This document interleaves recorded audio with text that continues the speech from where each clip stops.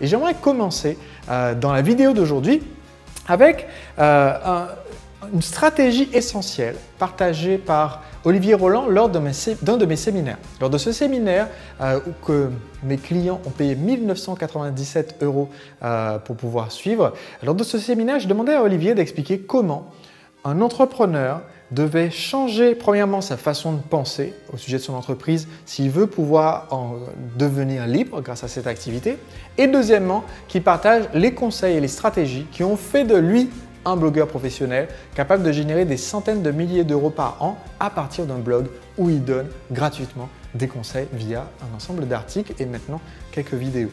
Donc, dans cette vidéo que je vais partager avec vous, vous allez voir l'extrait de l'intervention d'Olivier où il va vous expliquer la différence qui existe entre les entrepreneurs homme orchestre, c'est-à-dire ceux qui sont enchaînés à leur entreprise, qui se tuent à la tâche 70 heures par semaine, et les entrepreneurs chefs d'orchestre qui savent mettre leur entreprise au service de leurs rêves. Ok, donc dans cette présentation, je vais vous expliquer comment un blog peut aider votre entreprise. Donc même si votre entreprise n'est pas du tout basée sur un blog, moi dans ma formation Blogueur Pro, j'enseigne vraiment un business model qui est basé sur le blog comme socle, comme fondation pour l'entreprise, mais on peut aussi se servir d'un blog comme complément à son entreprise pour amener des prospects et des clients de manière automatique et régulière. Donc un blog, c'est ce que je vais vous montrer dans cette présentation.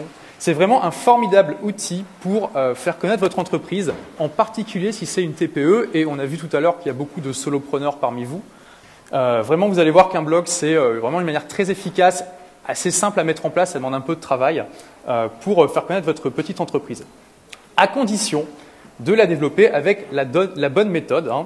Vous verrez que ça a de nombreux avantages qui vous feront une différence énorme par rapport à votre concurrent.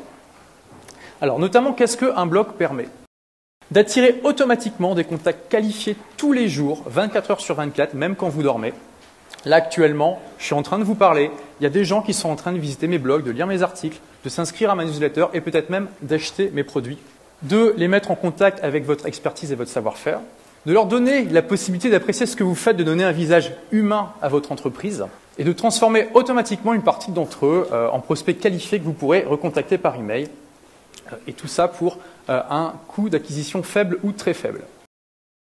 Donc la beauté de tout ça, c'est que ça peut être complètement automatisé. Je vous montrerai exactement le schéma qu'on peut utiliser, le process qu'on peut utiliser pour automatiser tout ça. Donc comme je disais, ça demande un petit peu de travail au départ, mais une fois que tout sera mis en place, et c'est ça la beauté de la chose, vous aurez une machine automatique qui vous apportera tous les jours des prospects et des clients dans votre entreprise. Ça vous permettra aussi d'analyser les différentes étapes du processus et de les améliorer au fur et à mesure. Et on verra que ça, c'est vraiment une étape essentielle. Beaucoup trop d'entrepreneurs en fait n'ont pas de système avec des étapes bien définies et où ils savent que voilà, ici il y a des problèmes, il faut pouvoir améliorer pour pouvoir améliorer en fait les taux de transformation des contacts en prospects, des prospects en clients et ensuite pour fidéliser les clients. Et un blog, c'est vraiment une bonne manière d'avoir une machine comme ça où on peut analyser chaque composant. Voilà, donc ça vous permettra d'avoir une machine à développer votre entreprise pour un coût très faible. Alors, avant que j'aborde concrètement donc le business model du blogging, on va parler un peu de l'état d'esprit nécessaire parce qu'il y a une grande différence entre travailler dans votre entreprise et travailler sur votre entreprise. Mais en gros, la différence entre travailler dans votre entreprise et sur votre entreprise, c'est la même différence qu'entre un homme orchestre, donc avec plein d'instruments, et un chef d'orchestre. Pour l'homme orchestre, donc travailler dans son entreprise, ça veut dire qu'avec mon entreprise, je me suis créé un job. Donc ça, c'est une approche qu'ont énormément d'entrepreneurs.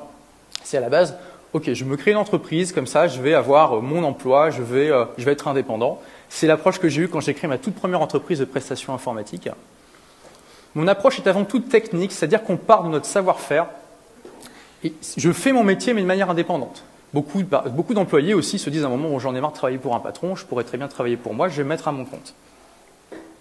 Je suis donc un homme orchestre, à la fois au four et au moulin, donc on fait tout, on fait la facturation, la comptabilité, le travail commercial, la création de produits. J'ai du mal à déléguer souvent. Alors quand on est solopreneur, ça ne veut pas forcément dire déléguer d'embaucher, mais ça veut dire d'externaliser tout ce qui n'est pas notre métier principal pour pouvoir se consacrer sur le point où, enfin, les choses où on apporte vraiment de la valeur, ce qui nous fait gagner notre vie. Je ne fais pas de procédure, rien n'est standardisé, ça c'est très très important pourtant. Et le but de ma vie est de servir mon entreprise. Hein, ça, c'est les entrepreneurs qui travaillent 70 heures par semaine, qui sont complètement engagés dans leur entreprise. Alors, ce qui peut être sympa, mais souvent, au bout d'un moment, ça crée des déséquilibres entre la vie professionnelle et personnelle.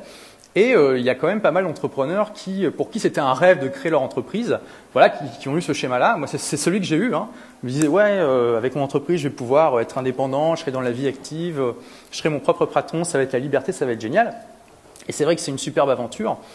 Mais au bout d'un moment, quand au bout de 5 ans, on travaille 70 heures par semaine, toutes les semaines, qu'on ne prend pas beaucoup de vacances, on se dit que peut-être notre rêve il s'est un petit peu transformé en prison dorée et que c'est un petit peu dur de s'en échapper. Et là, il y a énormément d'entrepreneurs qui sont dans ce cas-là. Maintenant, le chef d'orchestre qui travaille sur son entreprise, il a une approche différente. Pour lui, avec son entreprise, il s'est créé un business. Il ne s'est pas créé un job, il s'est créé un business.